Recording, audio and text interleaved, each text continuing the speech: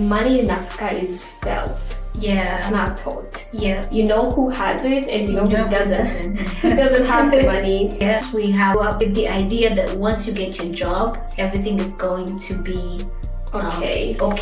A discussion we grew up hearing, yet we know that people deal with money every single day. It might not be the most important thing, but it's definitely one of the main. Yeah, it's like the fuel. Well, that's also another mistake, not having a goal of where I want to be in the next 5-10 years.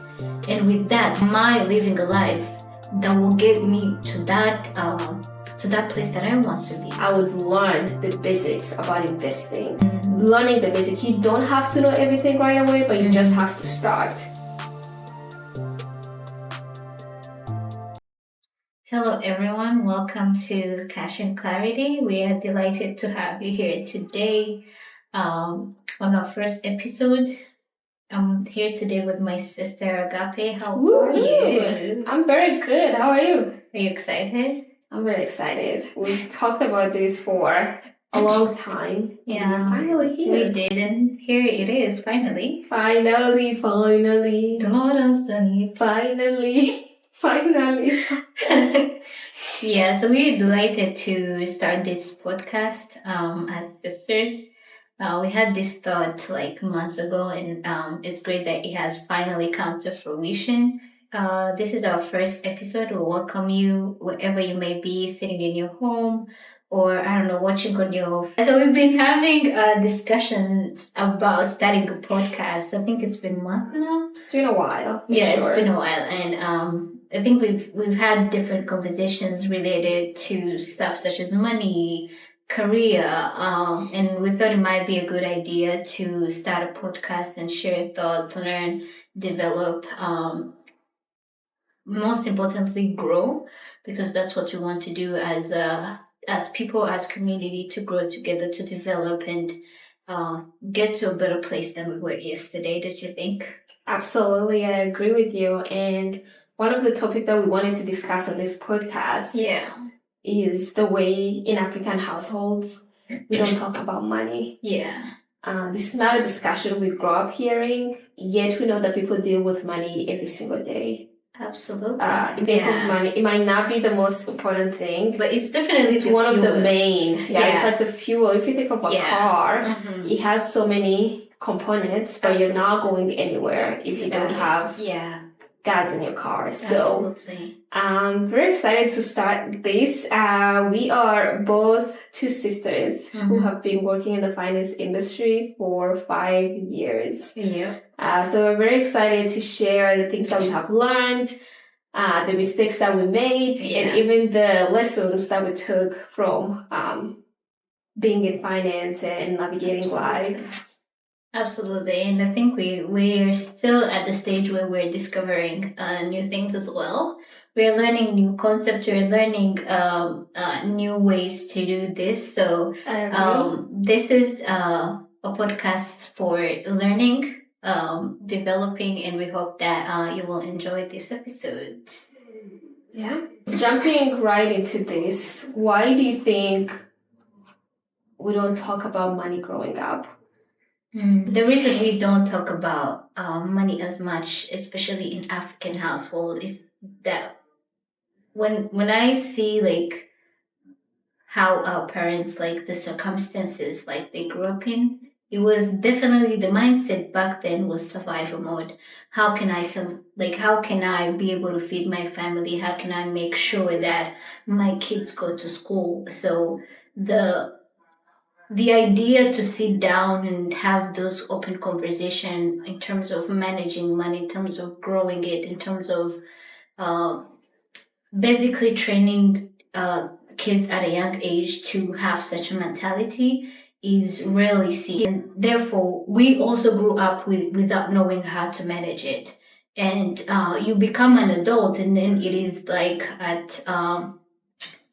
basically, when you start to earn, now you realize, I don't know how to manage this. I don't know how to grow this. Another thing is, I believe that most African parents rely on the education system to teach us all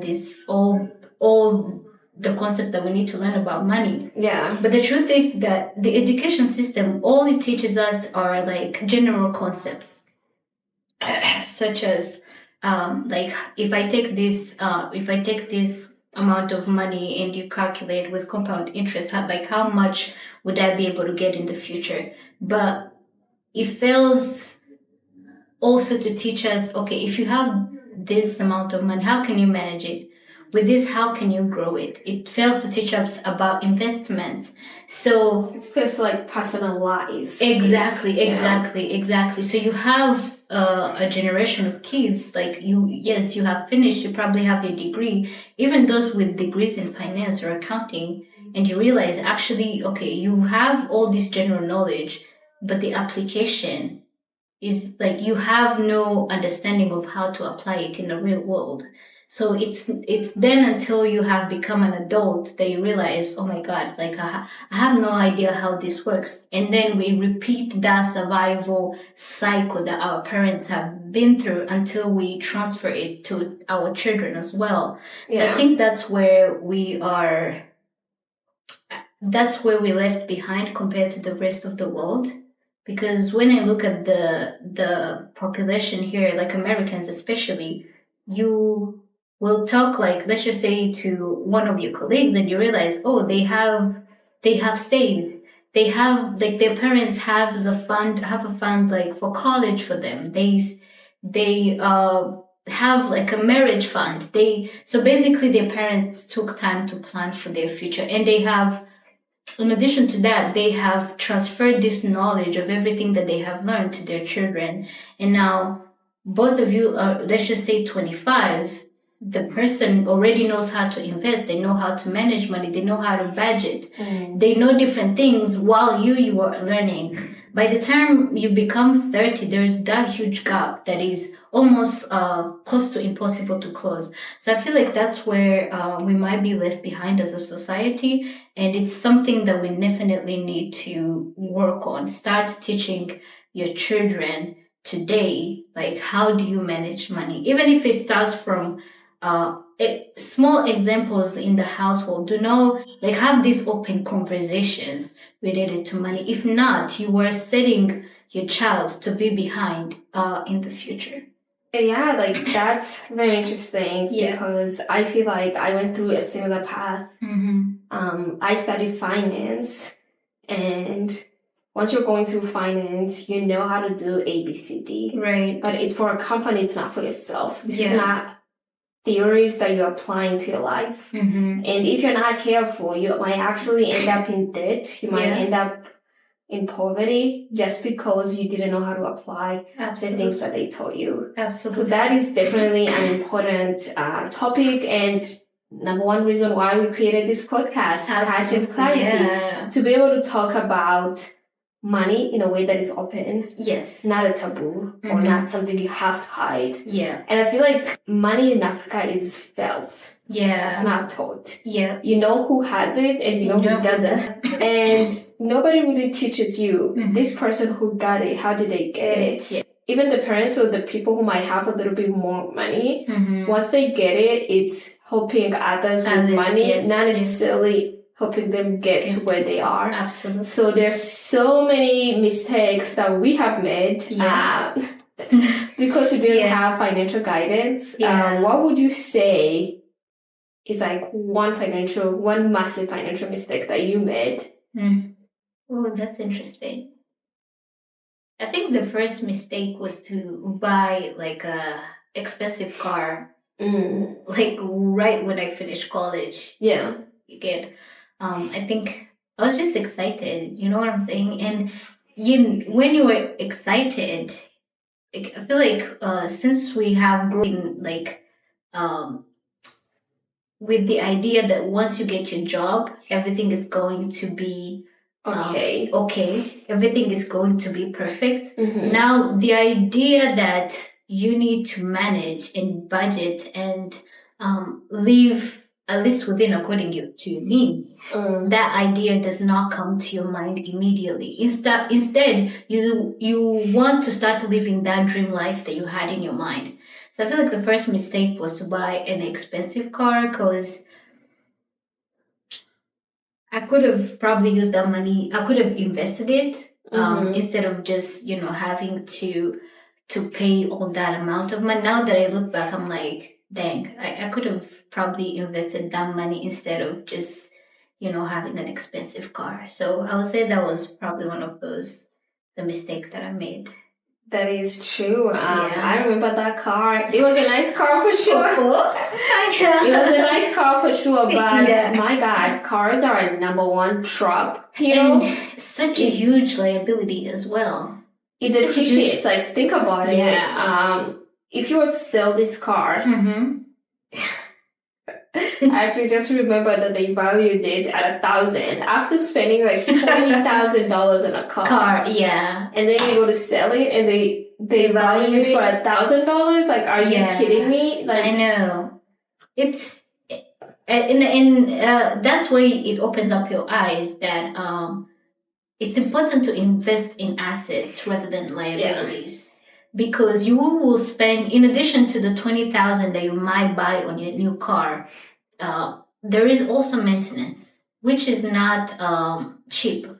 There is, like, if a car is broken down, now there is that money from your savings that you have to pull and use it to fix that car. So all those costs add up. In a span of 5 years, you might end up spending around, like, let's just say $35,000 or $40,000, which you could have put into something else.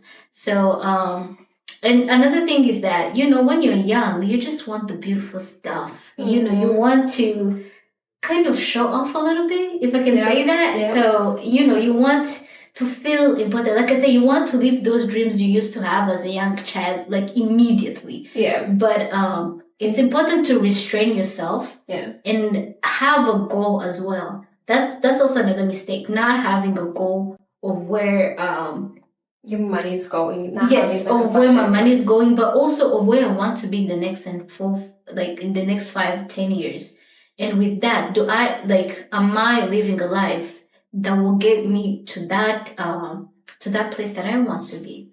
That's, I would call, some of the mistake that we, not just me, but we like to make as young people. Is just, you going in without a goal, you going in without any knowledge on how to manage it, any knowledge on how to invest it.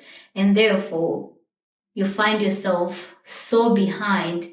Obviously, the great thing about life is that there's always time to correct these mistakes. But the issue is that it doesn't, it still puts you behind compared to others who are more disciplined and have more knowledge on how to manage their money. I absolutely agree. Question from a friend. Okay. The question says, I moved to the US 3 months ago. I currently work at Amazon. I have no financial guidance and I feel discouraged because this is not the life that I imagined. What advice would you give to that person? Number one, avoid debt trap. This is going and buying a brand new car that is luxurious and expensive. Avoid those car payments as much as you can. Because you're only collecting liability and this is something that is going to depreciate. Second, I would build an emergency fund. 3 to 6 months of my living expenses. Make sure that it's saved up in a high yield savings account. And the reason why you do it is because if you have your money in a regular savings account, inflation is just eating it away. So you can use Fidelity, you can use Wealthfront. These are apps that will help you put your money in a high yield savings account. Number 3, I would learn the basics about investing. Putting your money in the S&P 500. Learning the basics. You don't have to know everything right away, but you just have to start. Number 4, I would look into a retirement account. Great. Usually after 90 days, most employees are eligible for a 401k. So make sure that you're not leaving money on the table, because with a 401k, most employers also give you employer match. Number 5, make sure you surround yourself with people who know more. Make sure that you surround yourself with people who have more information than you do. Who have more financial literacy than you do. And a community. People who can guide you, people who can be there for you, and people who can respond when you call. So, I like what you said about surrounding yourself with people who know. This, I think, popular saying that says that basically you will make as much money as the people you surround yourself with. Do you think that's actually true? I think so. There is a study that found that if you go and surround yourself with people who are better than you, better performers than you, you increase your performance by 15%. Basically, if you surround yourself with people who told you it's impossible to do a business, you grow up believing that it's really impossible to do business. To do a business. Yeah. But if you surround yourself with people who are all doing business, you're going to see how easy it is to make a business. You're going to be like, I'm next. I am next in line. Yeah. I'm going to do the business. So definitely surrounding yourself with people who do more and who inspire you will help you go a long way. It reminds me, actually, when I was in college, I think I had a similar experience where at the time I was basically finishing college and I was trying to find an internship. I was trying to find a job, and I just couldn't. I kept trying and trying, but I couldn't. And at some point I just felt discouraged, and I didn't have people around me, like other, let's just say, immigrants or other people who came here, that I could look up to or that I could get advice from. So I started feeling the same as, okay, maybe I'm dreaming too much. Maybe this is not for me. Until I met one guy at school, and it was very random. Like, he was African. And then we had this conversation. He asked me, like, it was in the afternoon. He asked me, where are you going? I'm like, I'm going home. Like, he was like, what do you mean going home? Like, there are so many African organizations here that you need to go to. Like, there's these young people that are doing great and amazing stuff. Like, you need to go to those organizations, like, get to know them, make connections and stuff like that. And when I went, oh my God, the room was just full of brilliant people. I remember, like, when they were introducing themselves and people, were talking about what they do, what they have done. I was like, hello, like, seriously. You gotta think twice. Yeah, it felt like a wake up call. Like, go, like, this is possible. Your dreams are possible. Look around you. Like, if she did it, you can do it. If he did it, you can do it. There's nothing that can limit you. Stop putting yourself in a victim mode and start dreaming high as well. And I feel like that encouraged me. And I remember I went back home. Oh my God. I studied for interviews like I had never done before. Went to YouTube. Like, the inspiration kicked in. You get what I'm saying? The inspiration kicked in, and when I went back, boom, like, immediately landed that internship, and then I got a job. So it's very important to surround yourself with people who are doing better than you, because that will inspire you as well to believe that it is possible. Yeah. Yeah, I definitely agree. It is very important to surround yourself with people who are doing more than you are. Absolutely. Yeah. And I have another question for you. It says, I am 21. I was thinking about moving out. Stay home. I make 50,000. And my boyfriend wants us to move in together. He currently has no job. We made a promise together that we'll get an apartment once we are 21. What advice would you give? Stay home. Lock the doors. Stay home. This is not an economy to just move out however you want. Yeah. An average apartment right now is 1,500. You're 21, making 50,000. This is your time to start investing in yourself. Yeah. This is your time to start building yourself. Build the basics of finance. Absolutely. Get your emergency fund. Start learning about investing. Invest in yourself. Increase your human capital. Increase your skills. You're still young. Use your time to make yourself better, not somebody else. Absolutely. And I think when you have never experienced the real outside world, you think that at the moment you might think $50,000 is a lot of money, but it's actually not. Like you said, you need to save, because the great things about saving is that it gives you options for your future, because life will present you with emergencies, opportunities. So it is important that when those come, you are ready for those. Otherwise, you will live in traps. You will live using your credit cards, and you will just be in debt at such a young age. So think about your future and think about which way you want to go. And hopefully, you'll make better decisions. For someone who feels discouraged because they never learned anything about money, and now they feel like they are left behind, what message would you give them? I would say it's not too late. It's not too late to start now. Start with the baby steps. Make a budget, know where you're spending your money, make a goal for yourself, and from there ask yourself, with what I have, how can I get to this goal? The great thing about now is that there are so many platforms we can learn from YouTube, from books. Like, everything is literally within our reach. Do not procrastinate in learning, because I feel that we are a generation that is learning from the snippets on Instagram or snippets on TikTok. Really take time. As much as you take time to learn any other subject, let's just say biology, take time to learn the concepts that actually make an impact on your life. And within no time, you will get there. Do not feel discouraged. Just take it seriously and start learning today. Absolutely. I agree with you.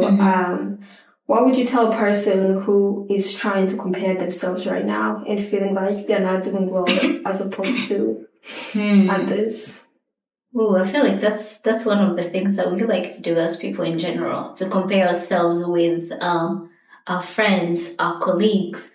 But I like to think of a person's journey is their own. My journey will not look like yours. It will not look like my sister's. And that also, it's not just due to the decisions that I'm making. Oftentimes it might also be related to the decisions my parents made, the current situation that we have at home. You might look at your colleague and it looks like they have everything, but you don't know what their parents did to get them what they have today. You don't know what their family did to get them what they have today. I think it's important to really look at your journey and your journey only, because it will not look like your friend or your partner's journey. And once you look at your journey, compare only with the progress you made from yesterday. Keep doing things that will make you better. Eventually you will get to where you want to be. But comparing yourself you're just with others will only create anxiety, and will only create stress, because your life can never be like someone else's, even if you try whatever. And another thing that I like to say is that oftentimes with this, we see things online, and some of these things might be fake, or they might not even be true. So do not try to compare life with someone else. There is better, when you invest in yourself, you are putting yourself ahead to succeed for the future. So don't compare yourself to anyone. Rather invest in yourself, invest in your growth, invest in developing yourself. You eventually get to where you want to be. Yeah, I agree. That's very good advice. So thank you, everyone, for being here. This is our first episode of Cash and Clarity. Yes.